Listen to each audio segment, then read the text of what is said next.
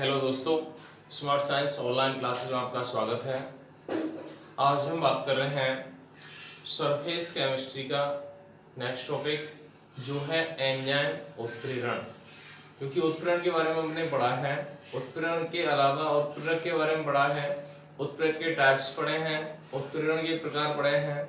इसके अलावा उत्प्रेरण जो क्रिया होती है उससे संबंधित सिद्धांत के बारे में लास्ट टॉपिक में बात की थी। जैसे समांगी उत्प्रेरण का तो क्या था, मध्यवर्ती यौगिक सिद्धांत, और विषमांगी उत्प्रेरण का क्या था, अधिशोषण सिद्धांत। आज हम बात करेंगे एंजाइम उत्प्रेरण के बारे में। सबसे पहले अपन बात कर लें एंजाइम क्या होते हैं। सबसे पहली बात आती है एंजाइम क्या होते हैं। जो एंजाइम है वो एक प्रकार के क्या होते हैं, प्रोटीन अणु। एंजाइम क्या होते हैं, एक प्रकार के प्रोटीन अणु। तो इसको अपन कह सकते हैं एंजाइम उच्च अणुभार वाले, एंजाइम उच्च अणुभार वाले नाइट्रोजन युक्त कार्बनिक यौगिक होते हैं, या नाइट्रोजन युक्त उच्च अणुभार वाले कार्बनिक यौगिक एंजाइम कहलाते हैं। एंजाइम जो होता है मुख्य रूप से किसके अंतर्गत आते हैं, प्रोटीन के अंतर्गत। तो अपन कह सकते हैं सभी जो एंजाइम हैं प्रोटीन होते हैं, लेकिन सभी प्रोटीन एंजाइम के अंतर्गत नहीं आते। अब यहां से अपन कहते हैं कि जो एंजाइम है वे जैव रासायनिक अभिक्रिया या जैविक क्रियाओं के लिए आवश्यक होते हैं या जैविक क्रियाओं को प्रभावी बनाते हैं। तो इनको हम जैविक उत्प्रेरक या जैव रासायनिक उत्प्रेरक भी कहते हैं। इन्हें क्या कहा जाता है, जैव उत्प्रेरक या जैव रासायनिक उत्प्रेरक, और जिनका आगे नाम होता है एंजाइम। ठीक है, इनको बायोकैटालिस्ट भी कह देते हैं। बायोकैटालिस्ट, बायोकैटालिस्ट का मतलब है ये जैविक क्रियाओं में उत्प्रेरक की तरह कार्य करते हैं, मतलब उनकी क्रियाशीलता को बढ़ाते हैं। तो उनको पर क्या कहते हैं, जैव उत्प्रेरक। तो सीधी सी बात है, नाइट्रोजन युक्त जटिल कार्बनिक यौगिक क्या कहलाते हैं, एंजाइम कहलाते हैं। ये किसके अंतर्गत आते हैं, प्रोटीन के अंदर, मतलब एंजाइम प्रोटीन होते हैं। ये जैव रासायनिक क्रियाओं या जैविक क्रियाओं के लिए आवश्यक होते हैं। तो इनको अपन जैव उत्प्रेरक या जैव रासायनिक उत्प्रेरक भी कहा जाता है। जैसे शर्करा का प्रतिबंध है, शर्करा का प्रतिबंध, इसमें शर्करा का सूत्र होता है C12H22O11 प्लस H2O। इसके लिए आवश्यक एंजाइम होता है इन्वर्टेज। आवश्यक एंजाइम क्या होता है, इन्वर्टेज। तो ये क्या करेगा, इसको तोड़ देगा दो भाग में, C6H12O6 प्लस में C6H12O6। एक तो बनेगा यहां से क्या, ग्लूकोज, और एक क्या बनेगा, फ्रक्टोज हो जाएगा। उसी प्रकार यूरिया का विघटन है, यूरिया का विघटन, यूरिया का सूत्र होता है NH2CONH2। इसका विघटन अगर होता है तो यहां से क्या होगा, इसके लिए आवश्यक एंजाइम होता है यूरिएज। आवश्यक एंजाइम क्या होता है, यूरिएज होता है। ये इसको तोड़ेगा तो क्या बनेगा, दो अणु तो किसके बनेंगे, अमोनिया के, और एक अणु किसका बनेगा, CO2 का। देखो NH2 NH2, एक यहाँ पे H कितने हैं, दो हैं, एक इसके साथ और एक इसके साथ। NH3 कितने बन गए, दो। CO2 देखो एक CO है, एक ऑक्सीजन यहाँ से आ जाएगा तो CO2 मिल जाएगा, क्या, CO2। तो इस क्रिया में कौन सा एंजाइम काम आता है, यूरिएज। तो इस प्रकार से हम कह सकते हैं कि एंजाइम जो होते हैं वो जैविक क्रियाओं में प्रभावी होते हैं, जैविक क्रियाओं की क्रियाशीलता को बढ़ाते हैं, इसलिए इन्हें जैव उत्प्रेरक या जैव रासायनिक उत्प्रेरक भी कहा जाता है। ये तो हो जाता है एंजाइम की डेफिनेशन और उदाहरण। उसके बाद अपन बात करेंगे एंजाइम के गुणों के बारे में। किसके बारे में बात करेंगे, एंजाइम के गुणधर्म। एंजाइम के गुणधर्म देखेंगे अपन कौन कौन से होते हैं।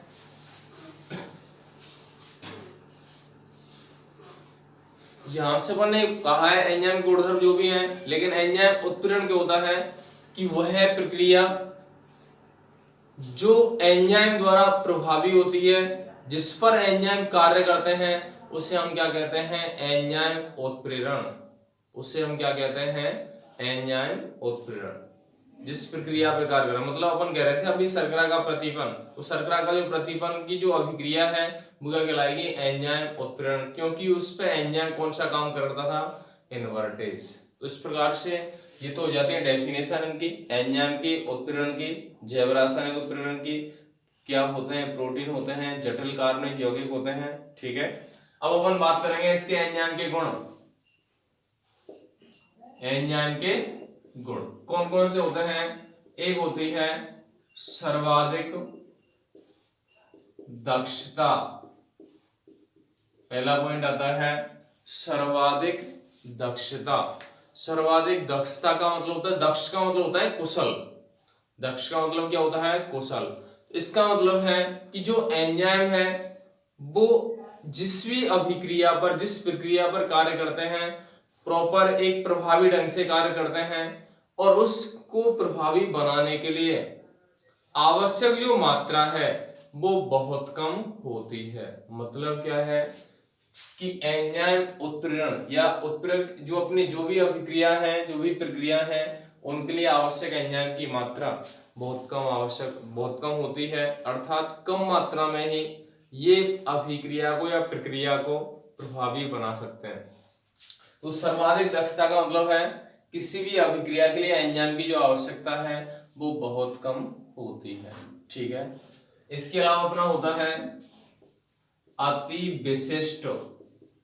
अति विशिष्ट का मतलब क्या होता है कि एक एंजाइम एक ही अभिक्रिया पर या एक ही प्रक्रिया पर कार्य करते हैं, या भिन्न भिन्न प्रक्रियाओं के लिए भिन्न भिन्न एंजाइम की आवश्यकता होती है। हम ये कहते हैं कि यूरिया का विघटन करना चाहते हैं तो उसके लिए आवश्यक एंजाइम यूरिएज ही होगा, यूरिएज ही उसका विघटन करेगा। ऐसा नहीं हो सकता कि कोई दूसरा एंजाइम अपन काम में ले लें, उस पर कार्य करने लग जाए, जाइमेज एंजाइम ले लें, जाइमेज उसको विघटन कर दे, नहीं हो सकता। तो हम कह सकते हैं कि एंजाइम जो होते हैं वो क्रिया विशिष्ट होते हैं, मतलब प्रत्येक क्रिया एक विशिष्ट एंजाइम द्वारा ही संपन्न होती है। तो ये तो हो जाता है अति विशिष्ट। ठीक है, एक होता है तीसरा पीएच। पीएच का मतलब होता है कि जैसे पीएच का मतलब है अम्लीय स्थिति, अम्लीय क्षार की स्थिति, कि जो भी एंजाइम है वो एक निश्चित पीएच पे कार्य करता है, एक निश्चित पीएच परास पे कार्य करता है। अगर पीएच ज्यादा हो जाए या कम हो जाए तो उनकी क्रियाशीलता क्या होगी, घटेगी, क्रियाशीलता क्या होगी, घट जाएगी। तो उनके लिए जो आवश्यक पीएच परास है वो होती है 5 से 7, कम से कम तो 5 और अधिकतम कितनी होती है, 7। 5 से 7 पीएच पर ये अत्यधिक प्रभावी रूप से कार्य करते हैं। अगर कम होती है पीएच 5 से और 7 से ज्यादा होती है तो इनकी जो क्रियाशीलता है वो क्या होगी, कम होगी। इसके अलावा एक पॉइंट आता है टेम्परेचर। जो एंजाइम है वो निश्चित ताप परास पर कार्य करते हैं, उसके लिए जो मान होता है 25 डिग्री सेल्सियस से 37 डिग्री सेल्सियस निश्चित ताप परास पे कार्य करते हैं। क्यों करते हैं, उसका टेम्परेचर कितना होता है 25 डिग्री सेल्सियस से 37 डिग्री सेल्सियस। एक चीज हम सुने, मानव शरीर जब स्वस्थ होता है तो उस मानव शरीर का जो टेम्परेचर है वो कितना होता है, 37 डिग्री सेल्सियस माना जाता है। और उसमें हमें पता है कि जो मानव शरीर है उसमें विभिन्न जैविक क्रियाएं होती हैं और उनके लिए कोई ना कोई एंजाइम वर्किंग में होते हैं, कार्य करते हैं। लेकिन एक कंडीशन ऐसी होती है कि जब शरीर का टेम्परेचर बढ़ जाए या मानव शरीर, या अपन कह सकते हैं कि बुखार वगैरह की स्थिति होती है, तो उस टाइम पर टेम्परेचर का मान 37 डिग्री सेल्सियस नहीं होता, इससे प्लस हो जाता है। और जब प्लस हो जाता है तो हमने देखा है कि जो हमारी जैविक क्रियाएं हैं वो कैसी होती हैं, बाधित होती हैं। जैसे भूख नहीं लगती, उसका रीजन क्या है कि जो मानव शरीर में उपस्थित एंजाइम है उस टाइम पे कार्य नहीं करते, क्योंकि मानव शरीर का ताप 37 डिग्री सेल्सियस से अधिक हो गया। और हमें पता है कि जो एंजाइम है वो इस ही परास में कार्य करते हैं, कहाँ तक, 25 से 37 डिग्री सेल्सियस के मध्य। ठीक है, तो अपन कह सकते हैं कि जो एंजाइम है वो निश्चित ताप परास में कार्य करते हैं 25 से 37 डिग्री सेल्सियस के मध्य। इसके अलावा एक होता है सह एंजाइम या कोफैक्टर कहते हैं। सह एंजाइम क्या होता है? ऐसे पदार्थ या ऐसे आयन जो एंजाइम की क्रियाशीलता को बढ़ाते हैं। ऐसे पदार्थ या ऐसे आयन जो एंजाइम की क्रियाशीलता को बढ़ाते हैं क्या कहलाते हैं? सह एंजाइम। क्या कहलाते हैं? सह एंजाइम। जैसे Mn+2 है, Mg+2 है, CO+2 है, ये सब क्या कहलाते हैं? सह एंजाइम या उत्प्रेरक वर्धक भी कह सकते हैं अपन को। एक स्थिति आती है उत्प्रेरक विष। कुछ ऐसे पदार्थ होते हैं जो क्रियाशीलता को क्या करते हैं? घटाते हैं, वो क्या कहलाते हैं? उत्प्रेरक विष। उसमें भी विभिन्न प्रकार के एंजाइम आयंस ही होते हैं जो हमारे लिए पॉइजनस इफेक्ट उत्पन्न करते हैं। तो ये सभी जो गुणधर्म हैं वो किसके हैं? एंजाइम के। निश्चित ताप पे कार्य करेगा, निश्चित पीएच पे कार्य करेगा, अधिक दक्ष होता है, सर्वात अति विशिष्ट होता है। तो सह एंजाइम जो हैं उनकी क्रियाशीलता को बढ़ाते हैं। तो ये सभी पॉइंट एंजाइम की विशेषता को इंडिकेट करते हैं। ठीक है, कोई दिक्कत किसी को भी तो नॉर्मल सा पॉइंट है, आराम से क्लियर हो जाएगा। ध्यान से देखें वीडियो, उसके बाद ध्यान से इसको अपन नोट्स बनाएं और एक बार रिवाइज करें। ठीक है, आगे हम बात करेंगे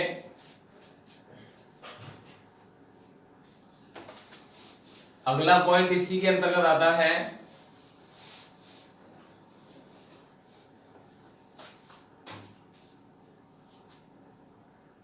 एंजाइम उत्प्रेरण का सिद्धांत।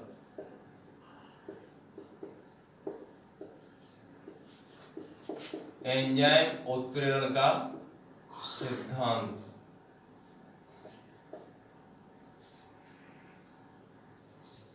थ्योरी ऑफ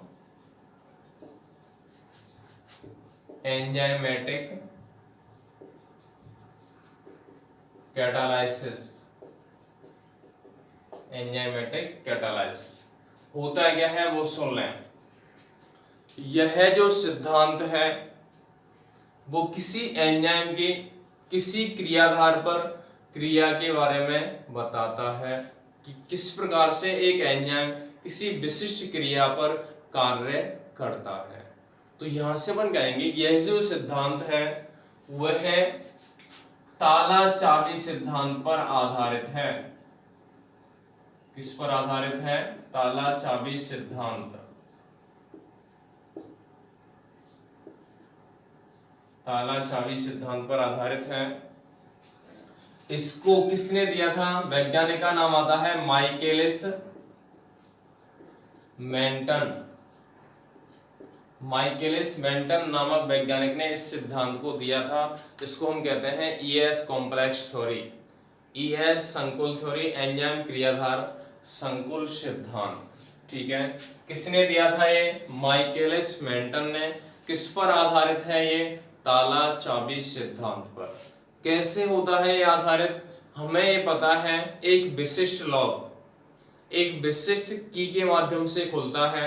ऐसा नहीं हो सकता कि किसी भी ताले की चाबी को हम किसी दूसरे ताले में लगा के उसको खोल सकें। मतलब उसके लिए एक विशिष्ट चाबी की आवश्यकता होती है।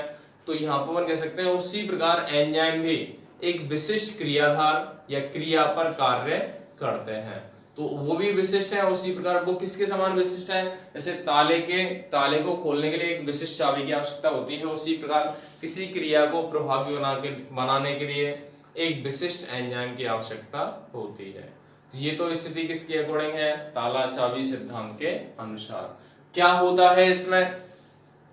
इसमें हम कहते हैं कि एक एंजाइम एक विशिष्ट क्रियाधार, क्रियाधार का मतलब है अभिकारक अणु कह सकते हैं, एक विशिष्ट क्रियाधार, इसको अपन कह सकते हैं सबस्ट्रेट पर कार्य करते हैं। और एंजाइम सबस्ट्रेट कार्य करने के बाद एक ईएस संकुल का निर्माण होता है। किसका निर्माण होता है? ईएस संकुल, क्योंकि दोनों मिक्स हो गए तो ईएस संकुल बनेगा। उसके बाद अगले पद में ये जो संकुल है वो कन्वर्ट हो जाता है एंजाइम प्रोडक्ट संकुल में।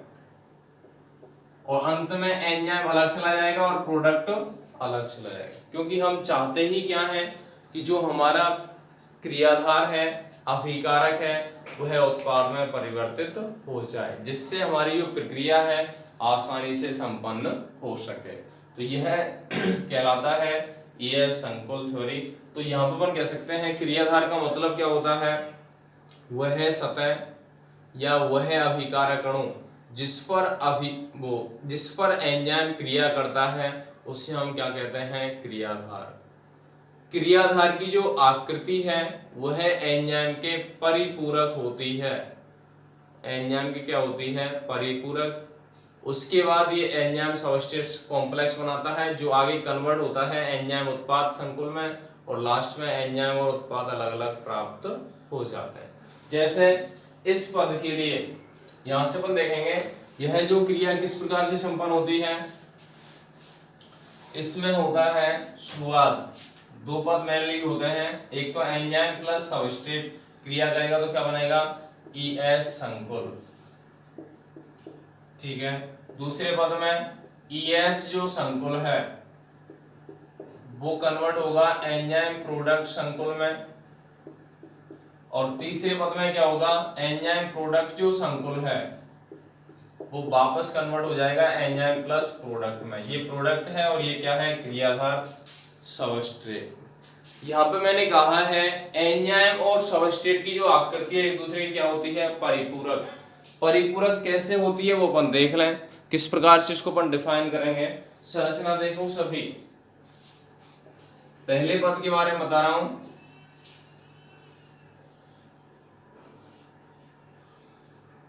ये माना कि क्या है, एंजाइम है प्लस क्रियाधार की आकृति है,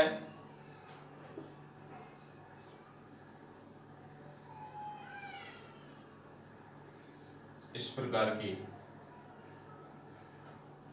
ये क्या है, क्रियाधार सबस्ट्रेट। अब यहां से अपन कह रहे हैं इन दोनों की आकृति एक दूसरे के परिपूरक है या नहीं है, इस आकृति के अंदर ये फिट हो सकता है।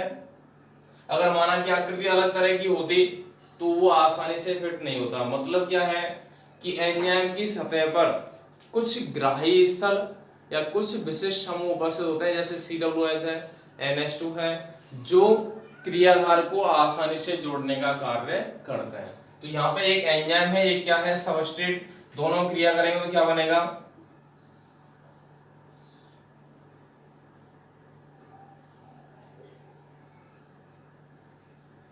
दोनों क्रिया करेंगे तो इस प्रकार की आकृति बनेगी। इसको हम क्या कहेंगे, ES संकुल। क्या कहेंगे इसको, ES संकुल। अगली स्थिति में ये जो ES संकुल है ये कौन सा पॉइंट है, सेकंड। ये जो ES संकुल है वो किस में कन्वर्ट होगा, एंजाइम प्रोडक्ट संकुल में। एंजाइम प्रोडक्ट संकुल में अगर चेंज होता है तो माना की संरचना ये हो गई,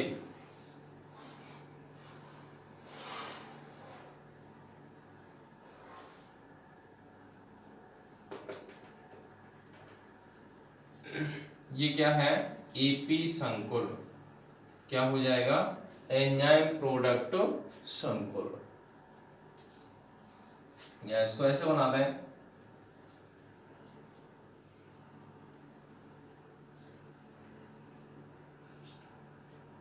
ठीक है।